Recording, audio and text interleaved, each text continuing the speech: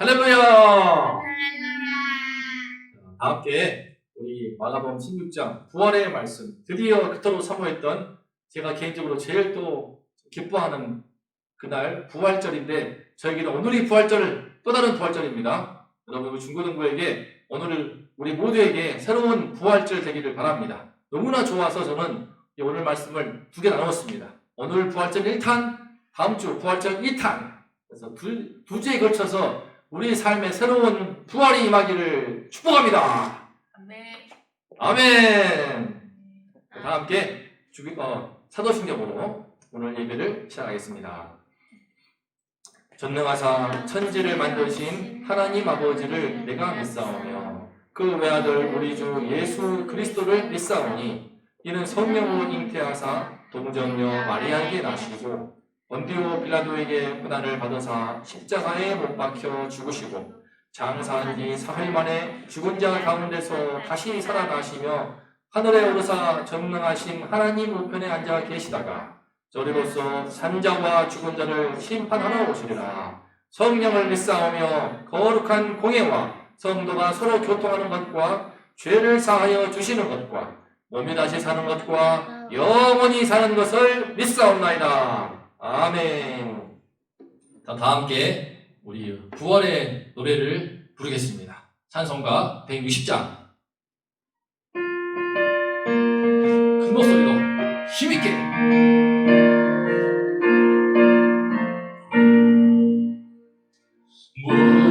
무덤에 머물러 예수 내 구주 새벽 기다렸네 예수 내 주 원수를 다 이기고 무덤에서 살아나셨네 어둠을 이기시고 나와서 성도와 함께 길이 다스리시네 사셨네 예수 다시 사셨네 헛되이 지키네 예수 내 구주 헛되이 봉하네 예수 내 주 원수를 다 이기고 무덤에서 살아나셨네 어둠을 이기시고 나와서 성도와 함께 길이 다스리시네 사셨네 예수 다시 사셨네 거기 못 가두네 예수 내 구주 우리를 살리네 예수 내 주 원수를 다 이기고 무덤에서 살아나셨네 어둠을 이기시고 나와서 성도와 함께 길이 다스리시네 사셨네 예수 다시 사셨네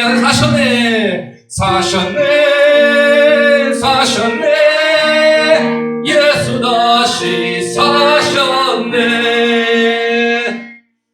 아멘. 자 여러분 오늘 말씀의 제목이 무엇입니까? 부활을 믿지 않는 사람들. 네, 오늘 부활을 믿지 않는 사람들입니다. 그런데 오늘 말씀 보면은 예수 안 믿는 사람이 아니에요. 예수를 믿는데 부활을 믿지 못해. 그런 사람들이 오늘 주인공들입니다. 여러분 예수를 믿지만 부활을 제대로 믿지 못할 때 우리의 믿음이 이 부활에 대한 믿음이 그저 이론이나 내 머리나 관념에 그칠 때 우리의 삶이 어떻게 되는지를 볼 수 있습니다. 오늘 우리 함께 예배를 드리면서 우리 삶 속에 정말 예수 그리스도 기뻐하시는 그 믿음, 흑백 TV와 같은 인생이 아니고 칼라 TV와 같은 부활의 햇살이, 그 생명의 햇살이 찬란하게 비치는 우리 인생이 되기를 원합니다. 오늘 함께 주님께서 주의 말씀의 은혜를 주시고 우리 모두에게 부활의 그 은혜의 빛이, 생명의 빛이 이 시간 함께 예배드리는 우리 중고등부 모두와 함께 하기를 축복합니다.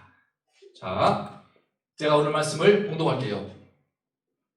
예수께서 안식 후 첫날 이른 아침에 살아나신 후 전에 7 귀신을 쫓아내어 주신 막달라 마리아에게 먼저 보이시니 마리아가 가서 예수와 함께하던 사람들이 슬퍼하며 울고 있는 중에 이 일을 알림해 그들은 예수께서 살아나셨다는 것과 마리아에게 보이셨다는 것을 듣고도 믿지 아니하니라.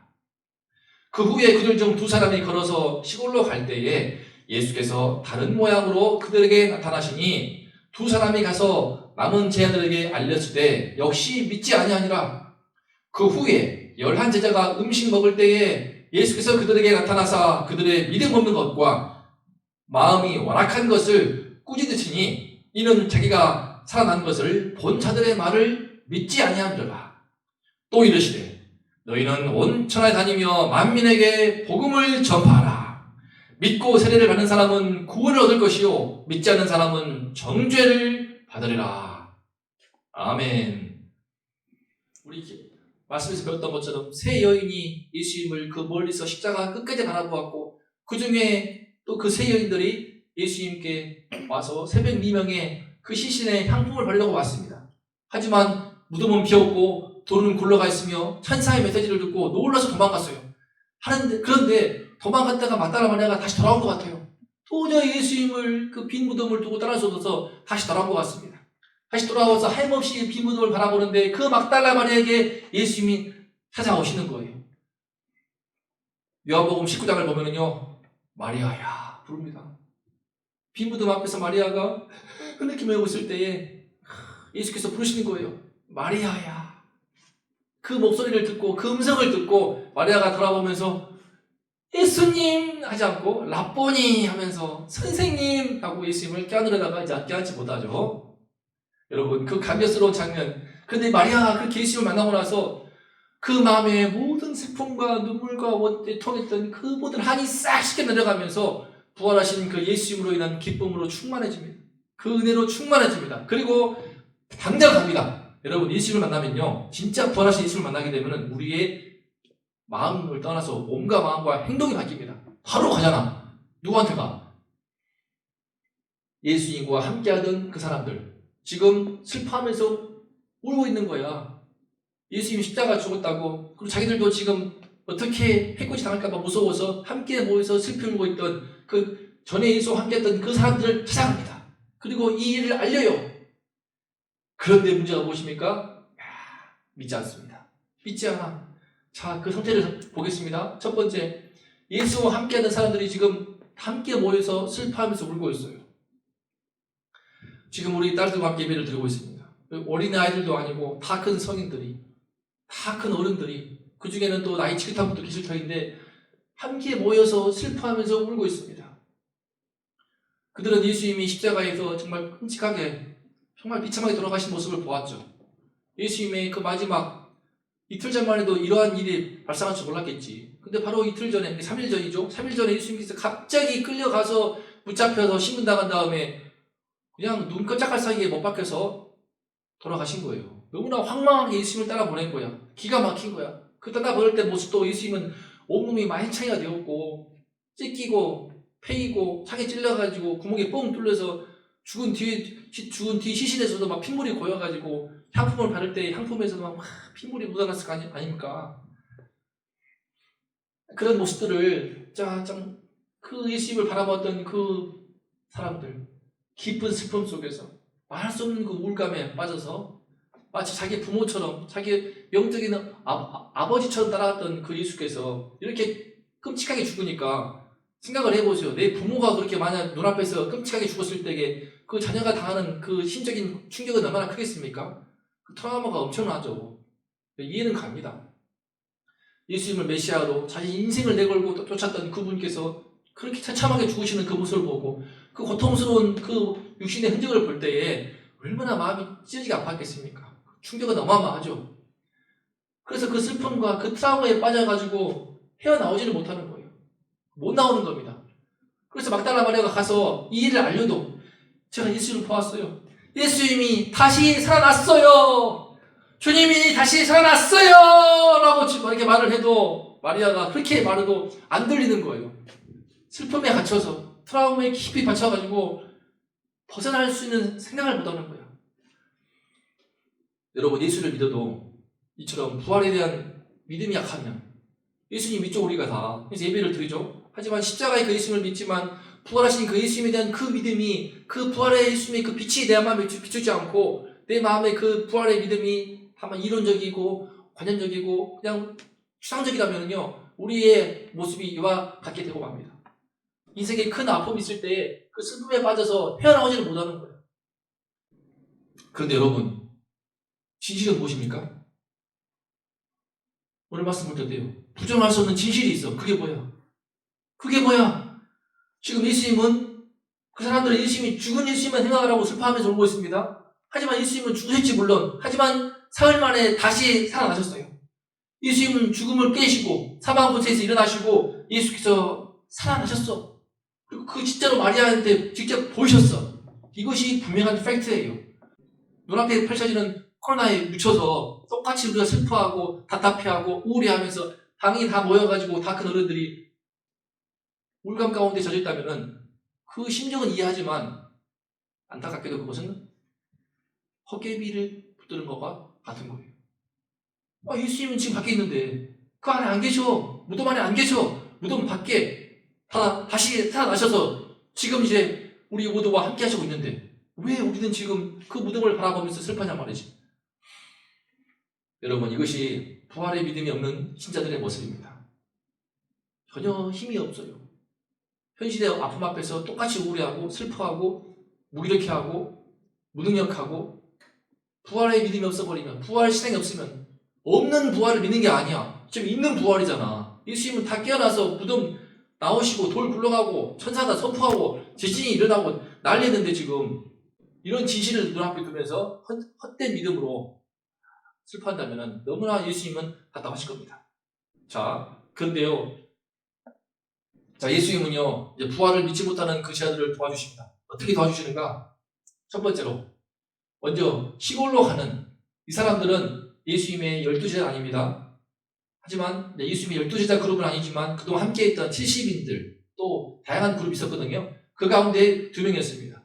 그들은 예수님이 십자가에 마침내 숨이 끊어지고 모든 게 끝난 걸 알고 시골로 터벅터벅 가는 중이었습니다. 다 포기해버린 거지. 다 포기해버린 거야. 예수님 끝났구나. 죽으셨으니까 뭐 어떡해. 죽었어. 끝이야. 예수님에 대한 기대를 안고 그렇게 몇 년 동안을 따르면서 예수님을 바라보고 그 말씀을 듣고 섬겨왔는데 저렇게 허망하게 죽어버리시니까 너무나 기가 막혀서 그동안 이틀 동안 함께 하다가 사흘 뒤에 그들도 이제 시골로 그냥 고향으로 힘없이 터벅터벅 낙향하고 있는 중이었습니다. 이 또한 우리가 예수님을 만난 그 부활의 믿음을 못 없을 때의 우리의 모습들이죠. 그냥 다 체념하라고 하는 거야. 체념하고 터벅터벅 살아가는 거야. 그래 뭐 현실이 이런데 어떡하겠니? 예배도 못 드리고 교회도 못 나가니까 어떡하겠니? 이게 뭔가 체념하는 듯한 인생이 다 그런 거지. 되게 현실적으로 맞는 것 같지만 깊은 내면에는 그 영성이 천연적이고 운명적인 우리가 그런 또 삶을 하기 쉬운 겁니다. 예수님은 오셔가지고 이 그 두 증인을 만나주십니다. 오늘 말씀은 짧게 나왔지만 누가복음 말씀에 자세히 나옵니다. 두 증인을 두 제자들 만나서요 함께 식사도 하시고 성경 말씀을 쭉 풀어주십니다. 왜 예수님이 다시 살아나시고 부활하셔야 하는지에 대해서 구약 말씀을 잘 설명해 주시면서 그때 식사하는 가운데 그들이 눈이 뜨기 시작을 하고 특히 예수님이 빵을 떼어서 건네줄 때에 마지막 그 만찬에서 또 평소에 예수께서 떡을 떼주실 때 그 모습이 생각나면서 그 순간 영적인 눈을 뜨고 눈이 밝아집니다. 예수님 대신에 그 순간에 예수님은 사라지시죠. 이와 같이 예수님을 만납니다. 참고로 예수님은요 부활하시고 새로운 몸이 되었습니다. 비록 못자국과 창자국은 남아있지만 예수님 몸은 새로운 몸이 되어서 이제 공간을 넘어 다니시는 겁니다. 우리의 나중에 부활할 그 몸도 그와 같지 않을까 바라보게 됩니다. 우리의 몸 예수님처럼 그래서 공간이 되잖아요. 나중에 보면 요한복음 보면은요 그냥 문도 통과해가지고 다락방에 모여서 슬퍼 울고 있는 그들에게 찾아가십니다. 벽을 통과하시는 거야. 신기한 일이죠. 뭐 만화가 딸지 모르겠지만 실제 말씀에 나오는 그대로 제가 말씀드리는 겁니다. 이 진실이니까.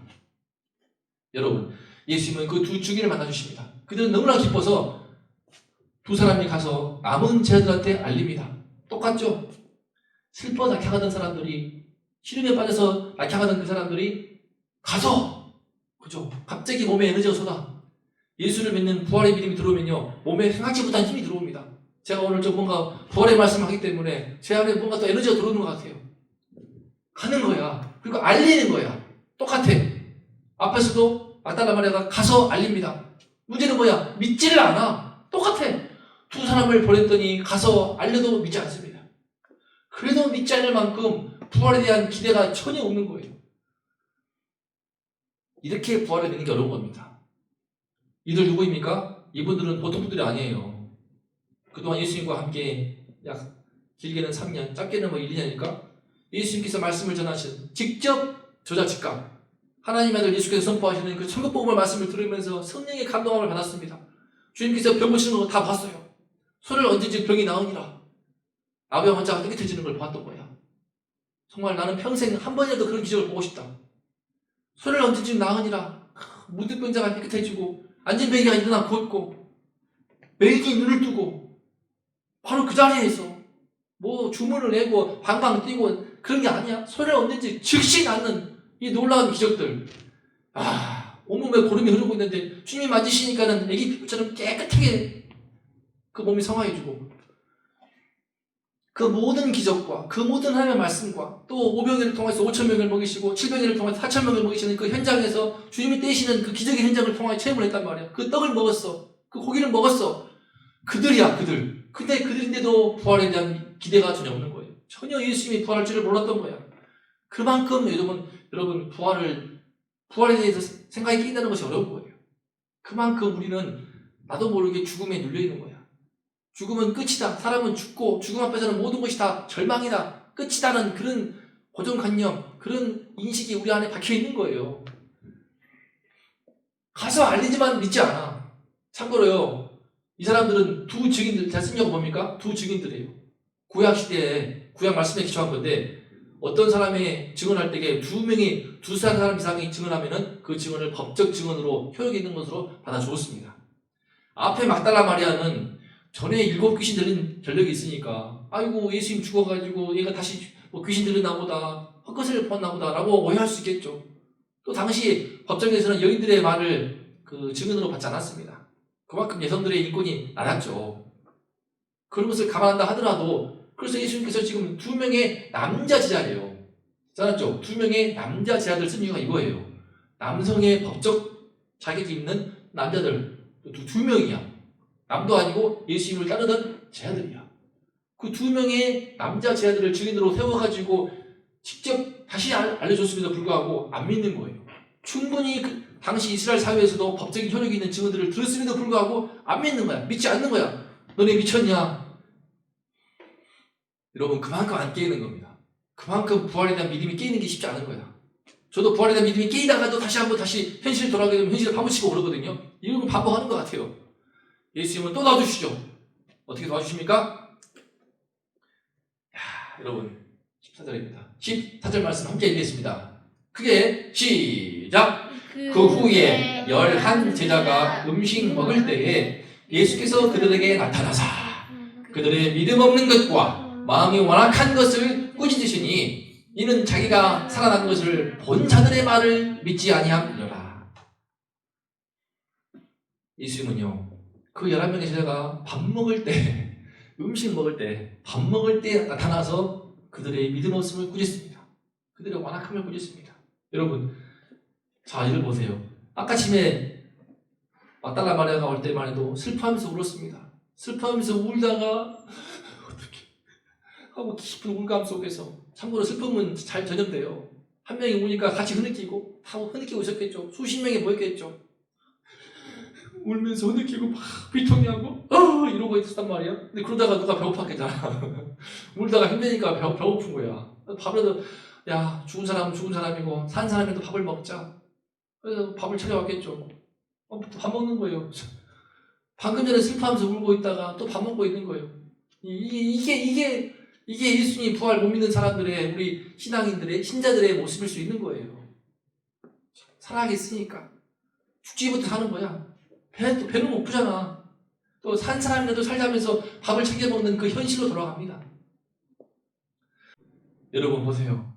막달라 마리아 1명, 그 다음에 남자 두 제자들 2명, 총 3명의 증인들을 거듭해서 보냈지만 믿지 않습니다.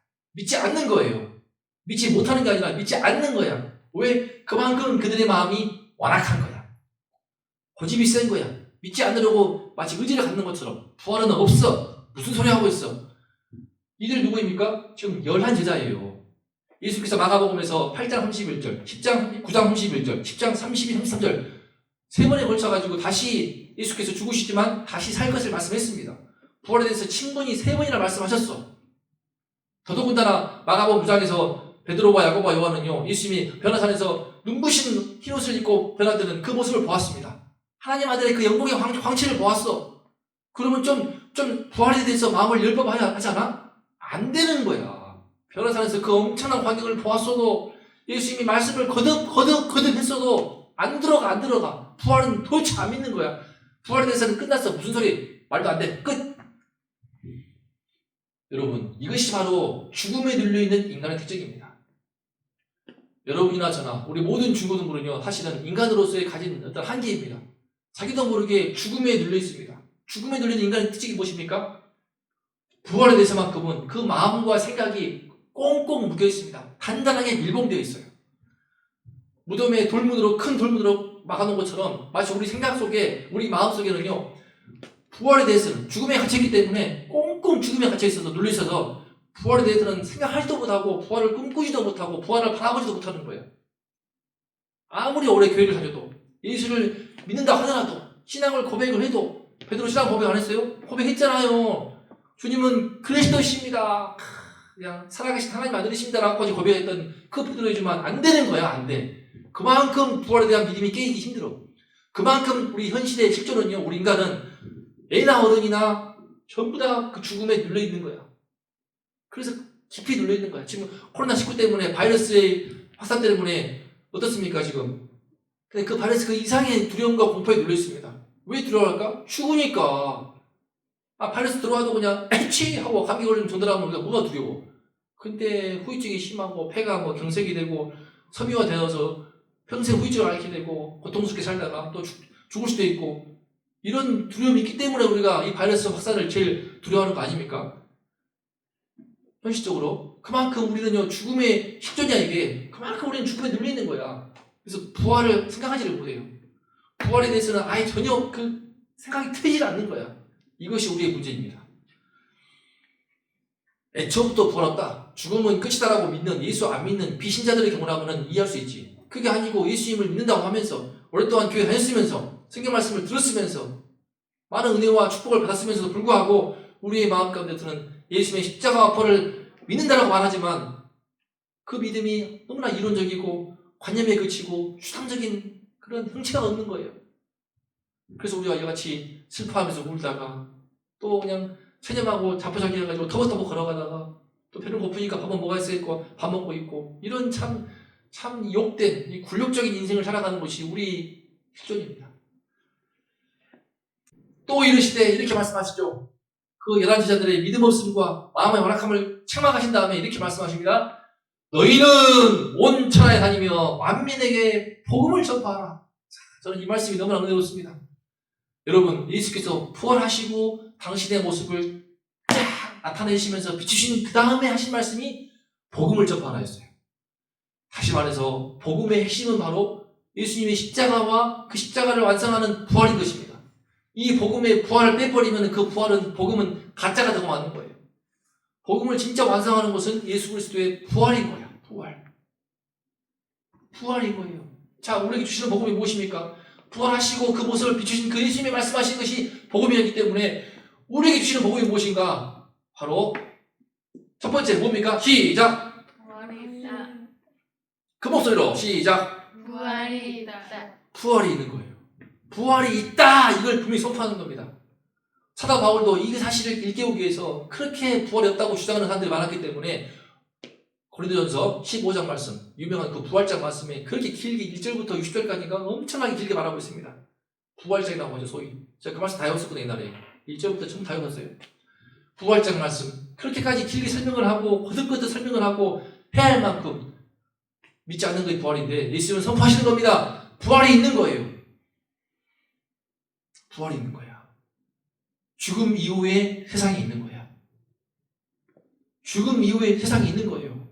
지금 우리 눈에 보이는 이 세상이 끝이 아닙니다. 죽음이 끝이 아닌 거예요. 부활이 있는 거야. 이거를 너무나 기가 막히게 느끼지 않겠습니까? 이 누가? 예수님의 자들은? 왜?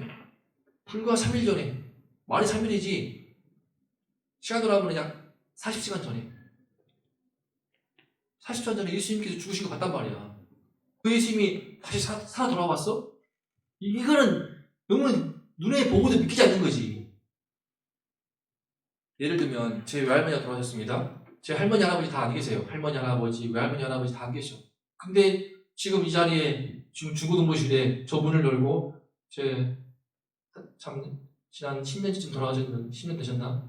약 15년 전에 돌아가신 외할머니가 저 문을 열고 들어오시면서 상검하라고 한다고 해보세요. 얼마나 기가 막히겠어. 안 믿기지. 나는 그 외할머니가 그 중환자실에서 그것도 수약해져가지고 뼈만 남아서 돌아가시는 직전에 한 달 전의 모습을 봤거든. 돌아가시기 한 달 전의 모습을 봤는 그 기억이 생생한데 그때 그냥 내 손을 잡았던 그 할머니 모습이 눈에 앞에 선명한데 그 할머니가 건강한 모습으로 통통하게 혈색 오른 모습으로 저 문을 열고 들어온다고 생각을 해봐 당장. 얼마나 이거는 얼마나 기가 막힌 일이야. 여러분, 근데 그걸 본 거 아닙니까? 부활이 있는 거예요. 부활이 있는 거야. 부활이 있는 거야. 너무 기쁩니다. 부활이 있는 거야. 더 큰 복음은 무엇입니까? 이거야. 시작! 예수님을 따라 나도 부활한다. 이거예요. 예수님을 따라 나도 부활한다. 지금 이 사실을 지금 이게 복음입니다. 여러분, 예수님은요, 친히 부활하심으로써 당신의 십자가의 죽음, 십자가의 복음을 완성하시는 것입니다. 만약에 십자가에서 그 피 흘리고 비참하게 죽으신 것으로 끝나버렸으면은 그 복음을 믿는다 한들 어차피 죽음으로 끝나니까 그게 우리 삶에 얼마나 큰 의미를 주겠습니까? 내 죄가 용서를 받는다 한들 어차피 죽음으로 끝나버리게 되면 얼마나 슬프고 비통할 일입니까? 하지만 그것이 아니에요. 예수님은 부활하심으로써 죽음의 권세, 죽음의 세력을 깨버리고 사망의 권세를 박차버리고 사흘 만에 부활하사 사망 권세를 죄의 삭슨 사망이요. 사탄의 무기잖아요. 사탄 마귀의 최고의 큰 무기인 그 죄와 사망을 그걸 깨버리고 부활하심으로써 십자가의 모든 복음을 완성하신 겁니다. 그럼으로써 이제는요, 십자가를 바라보면 나의 죄짐이 풀리는 거야. 동시에 부활로 인해서 나를 짓누르고 있던 죽음의 세력이 도망치는 겁니다. 죽음의 세력이 도망치는 거예요. 오직 복음을 믿을 때는요, 이 사실을 믿을 때 나도 예수님을 따라서 부활의 첫 열매가 되신 그 예수님을 따라서 나도 예수님과 같이 부활하겠구나. 그 소망을 가질 수 있게 되는 것입니다. 여러분, 복음은요, 우리에게 어떤 구원을 줍니까? 죽음에 눌려있는 세상이야. 나도 지금 죄에 눌려있어. 내가 죽는다는 것은 무엇입니까? 죽음은 죄의 결과입니다. 내가 무슨 죄를 졌습니까? 안에 죄가 있어요. 아담의 본성으로부터 원죄로부터 시작되어 있는 하나님과 관계가 끊어져 버린, 하나님을 떠나버린, 하나님을 알래 알 수가 없이 멀어져 있는 나의 깊은 흐른 하나님을 거부하고 저항하고 대항하는 내 안에 그 깊은 원죄의 피가 흐르고 있습니다. 그로 인해서 우리 안에 사망이 들어오고 죽음이 들어온 것입니다. 그래서 우리는 죄에 눌려 있습니다. 죽음에 눌려 있습니다. 하지만 예수를 믿을 때, 복음을 믿을 때 설명할 수 없는 신비로운 현상이 발생해요. 그것이 무엇이냐? 성령께서 우리의 심령을 비추시고 우리의 모든 죄를 용서하시면서 죄로부터 해방되게 하시고 죽음에 눌려 있는 죽음의 포커스를 뜨고 있는 세상으로부터 자유케 되는 거야. 자유케 되는 거야. 여러분, 제 생각해 볼 때 저도 주변에 보면은 제가 정말 돈에 그렇게 얽매이는 있는 사람, 또 부와 명예와 권력을 위해서 막 추하게 살아가는 사람들 많지 않습니까? 그렇게 하고 싶을까? 그렇게까지 돈을 벌고 싶을까? 그렇게 정치인들 보면은 그렇게 권력이 좋을까? 그렇게 취합하고 다 큰 어른들이, 그 배우분들이 소위 사회 기득권층의 엘리트임에도 불구하고 남의 표창장 파고 있고 또 남의 또 아들 군대 파고 있고 또 그러면서 또 반대로 또 이쪽에서는 서로 야당에서나 흠 잡고 있고 너 이거 잘못해서 끌어내리고 끊임없이 그 일하고 있지 않습니까? 저는 요즘 TV 보면 기가 막혀요. 코로나 때문에 지금 참 생계가 힘들고 자영업자들 막 문 닫고 폐업이 속출하고 있는데 둘이서는 끊임없이 여당이나 막 이거 있잖아 저거 있잖아 마치 우리 동신이 미래 세 살먹은 내도 안 그럴 만큼 유치하게 싸우고 있는 그 모습들을 볼 때에 그 정쟁을 일삼는 모습을 볼 때 너무 답답합니다. 너무 기가 막혀요. 왜 그럴까요? 그 권력이 좋으니까 그 권력을 놓치지 않고 싶어서 권력을 쥐고 싶어서 그렇게 추하게 되고 유치하게 되고 못나게 되고 쓸모없는 모습을 보이고 마는 것입니다. 정치만 그럴까요? 돈 때문에. 제가 요새 지금 일하고 있는 곳에서 어제 한 학생 미국에서 나왔어. 고등학교를 곧잘 영어 하겠지. 근데 지금 일을 하고 있는데 그냥 알바만 하고 있는 거야. 한국에 와가지고 할 거 없으니까는 호텔 알바 뛰고 있어. 뭐 또 바리스타 커피 알바 하고 있어. 편의점도 하고 있어. 뭐 세 군데를 하고 있더라고 지금. 저는 형편이 어려운 줄 알았어요. 어제 얘기해봤더니 하시는 고등학교를 미국에서 나왔어. 형편이 어렵지 않겠지. 외국에서 고등학교 나올 정도면 우리 중고등부도 아시겠지만. 그런데 뭐 목적도 없고 삶의 의미도 없어. 그냥 돈 버는 거더라고. 왜 돈 버냐? 형편이 그게 아니다. 그냥 돈 뭐 할 거 없으니까 돈 버는 거래. 아침부터 밤까지 계속 돈만 버는 거야.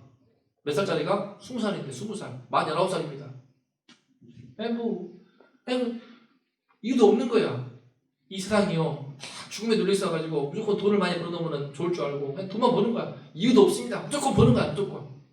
왜 돈 법니까? 왜 돈 벌려고 해? 이유가 있어야 할 거 아니야. 목적이 있어야 할 거 아니야. 또 제가 현재 일하고 있는 대표님이 있습니다. 대표님이 47살 여자분이야. 여자분 시집 안 갔어. 돈 많지. 대표니까 상당히. 근데 그 누구를 위해 돈 벌까? 난 궁금해.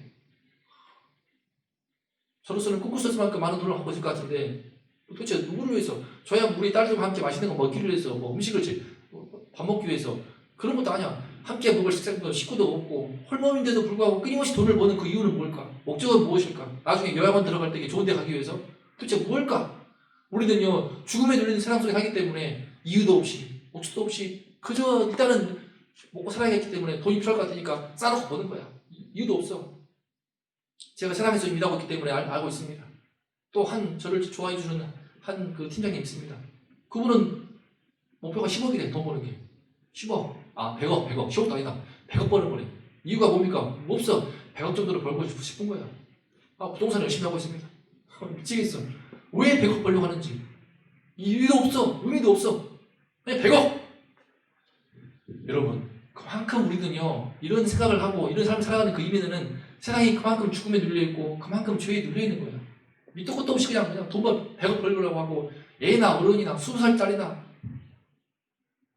하지만 진짜 부활의 빛이 비추게 되면요 부활이 있으며 예수 그리스도의 그 생명의 빛을 내가 받아서 나도 주님을 따라서 저와 같이 찬란한 영원한 생명으로 영생으로 부활하는구나. 그 눈이 뜨기 시작하면요 부활의 새로운 생명이 나로 하여금 점점 더 담대하게 합니다.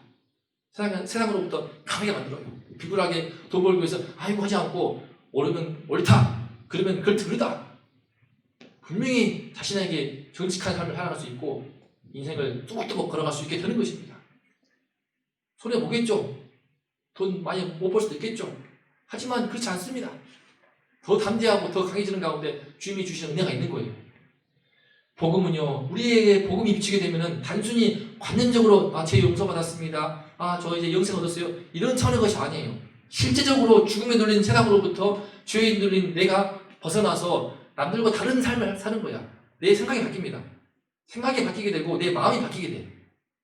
바뀌는 거야. 전혀 새로운 차원의 좀 다른 차원의 생각을 하게 되고 한 단계 떨어져서 한 걸음 물러나서 세상을 관망할 수 있게 되고 그 안에 같이 구르면서 흙탕물에 둥글면서 나 자신을 오염시키고 나의 순수함을 다 오염시키고 내 영혼이 병드는 삶이 아니라 부활의 신앙이 있기 때문에 세상으로부터 도망치는 게 아닙니다. 세상으로부터 한 걸음 떨어져서 관망할 수 있게 되고 그 정체를 직관하면서 세상 속에서 오히려 또 영향을 미치고 그 안에서 힘있는 삶을 살아갈 수 있는 그 은혜가 바로 예수님의 부활로부터 온다고 믿습니다.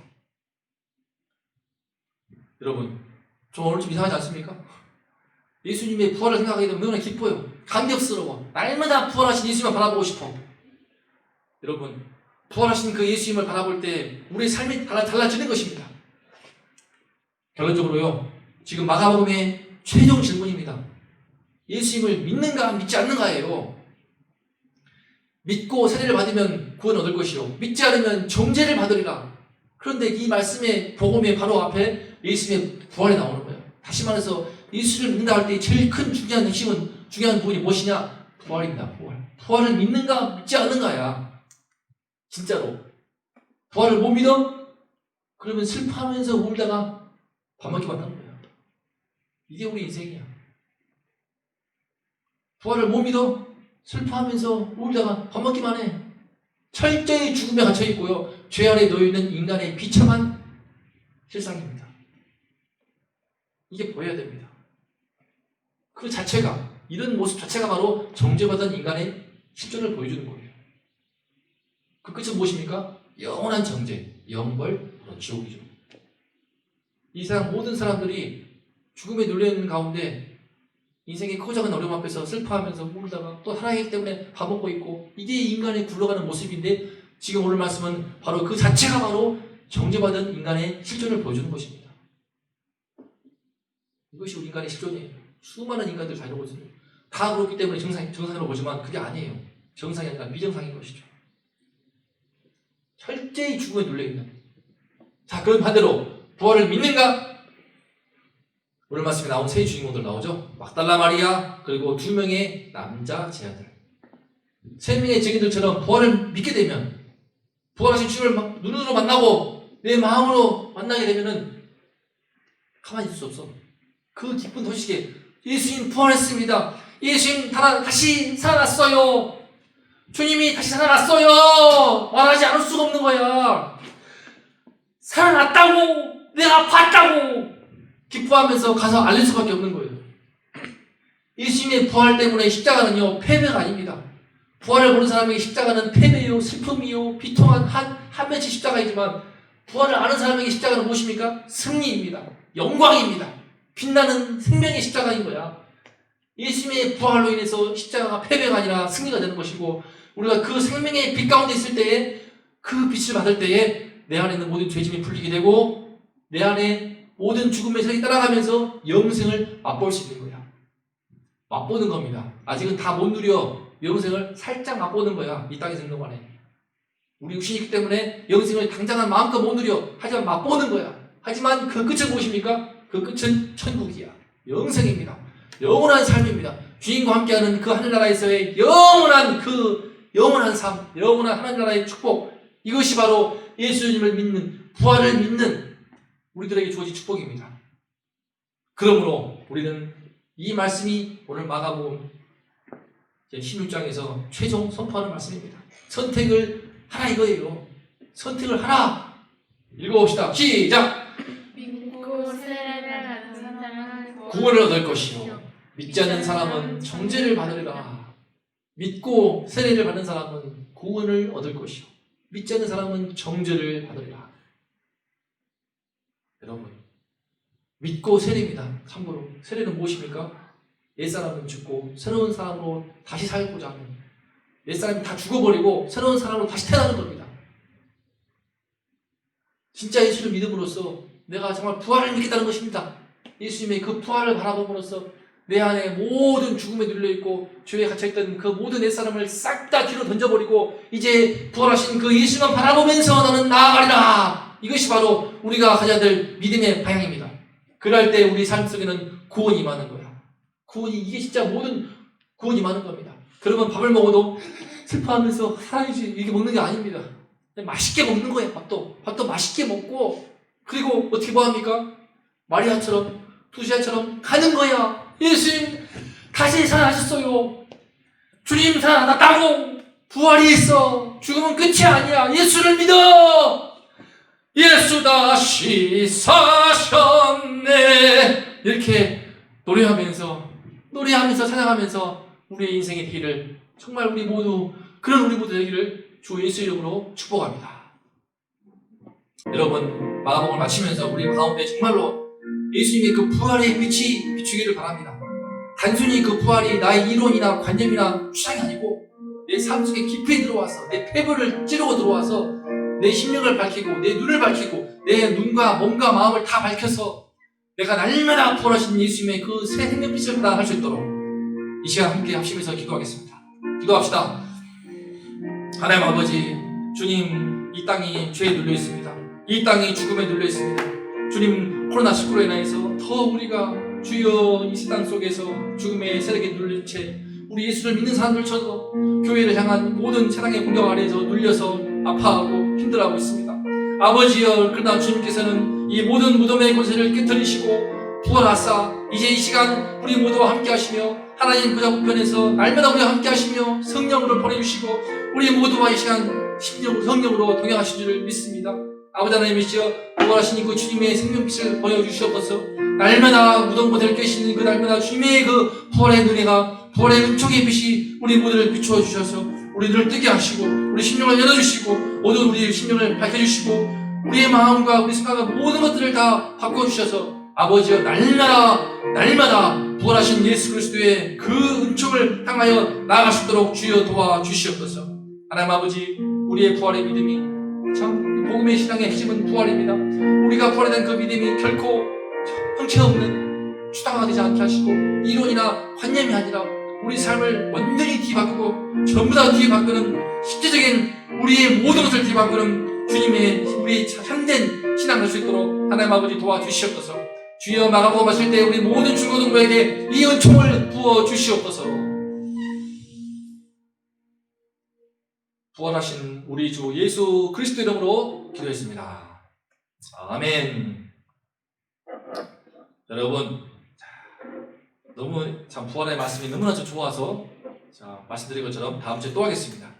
다음 주에 질문은 무엇인가? 이겁니다. 예수님이 부활하셔서 그 모습을 막달라 마리아에게 보이셨고 2명의 제자 그리고 11명한테 보이셨네. 그러면 우리한테도 좀 보여주시지. 그죠? 왜 만민에게 가서 복음을 전파라고 하실까? 좀 보여주신 다음에 전파라고 하시면 안 될까? 왜 우리한테는 안 보여주시고 그들한테만 보여주시면서 우리한테는 안 보여주실까? 왜 안 보여주시고 복음을 듣고 믿으라고 하실까? 이 복음을 듣고 믿어서 그걸 전파라고 하실까? 이것이 저에게 남은 질문이었습니다. 여러분, 이 질문에 대한 답을 다음 주 말씀을 통해서 나누겠습니다.